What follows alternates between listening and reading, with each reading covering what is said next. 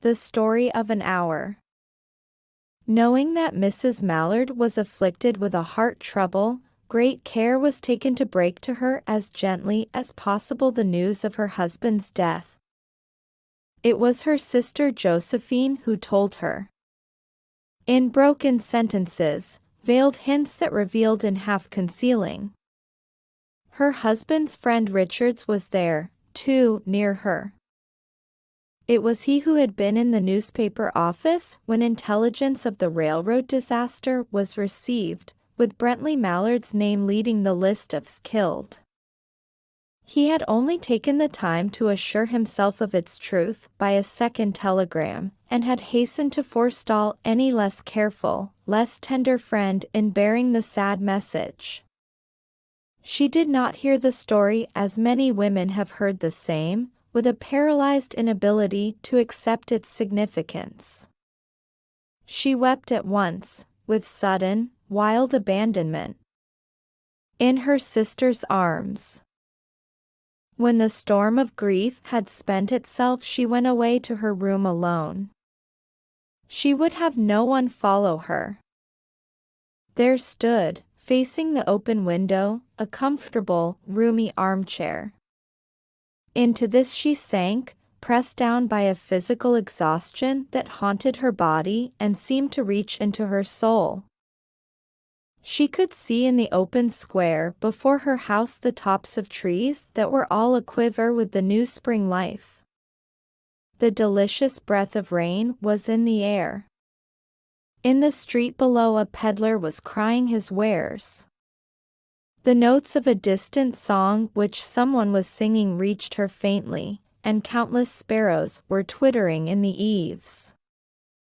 There were patches of blue sky showing here and there through the clouds that had met and piled one above the other in the west facing her window.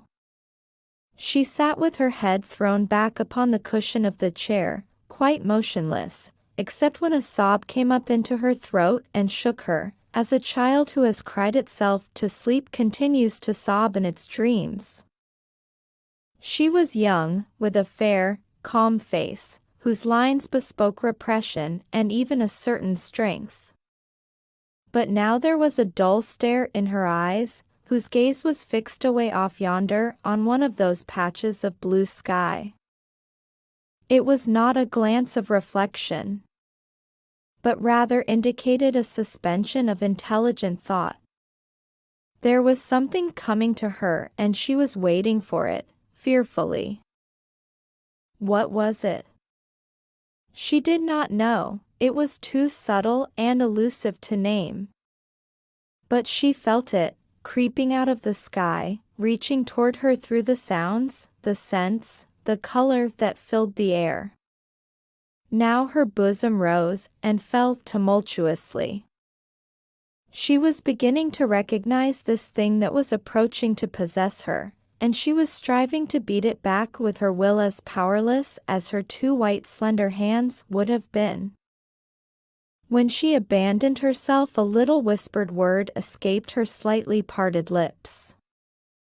She said it over and over under HTE breath, free, free, free.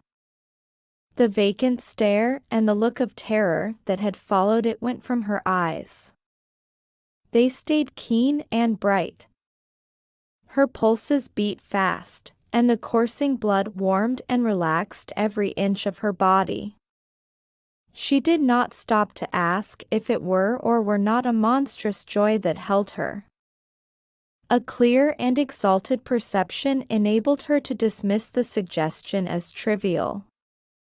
She knew that she would weep again when she saw the kind, tender hands folded in death, the face that had never looked save with love upon her, fixed and gray and dead. But she saw beyond that bitter moment a long procession of years to come that would belong to her absolutely.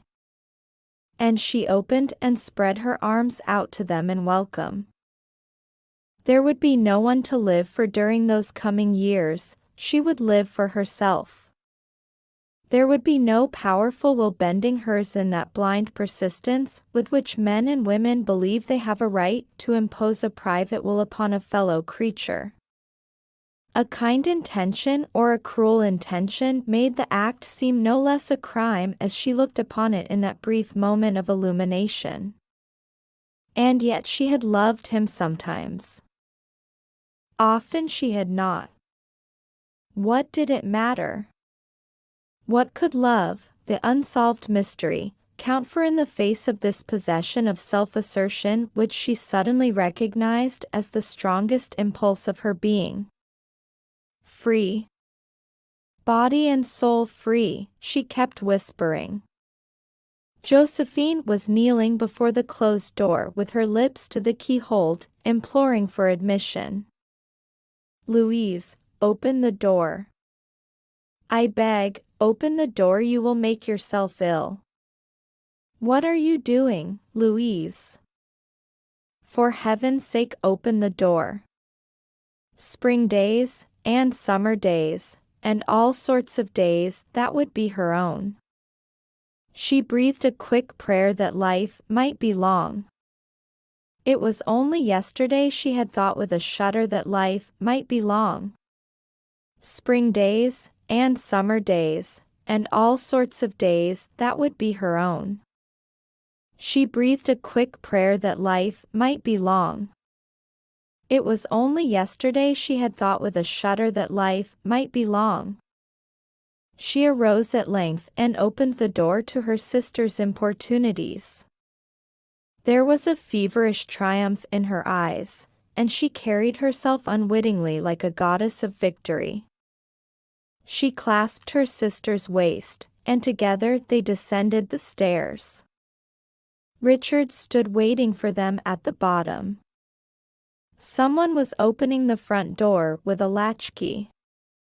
It was Bentley Mallard who entered, a little travel-stained, composedly carrying his gripsack and umbrella. He had been far from the scene of the accident, and did not even know there had been one. He stood amazed at Josephine's piercing cry, at Richard's quick motion to screen him from the view of his wife. When the doctors came, they said she had died of heart disease, of the joy that kills. The end. If you enjoy our content, please like, share, and subscribe for more videos. Your support means the world to us.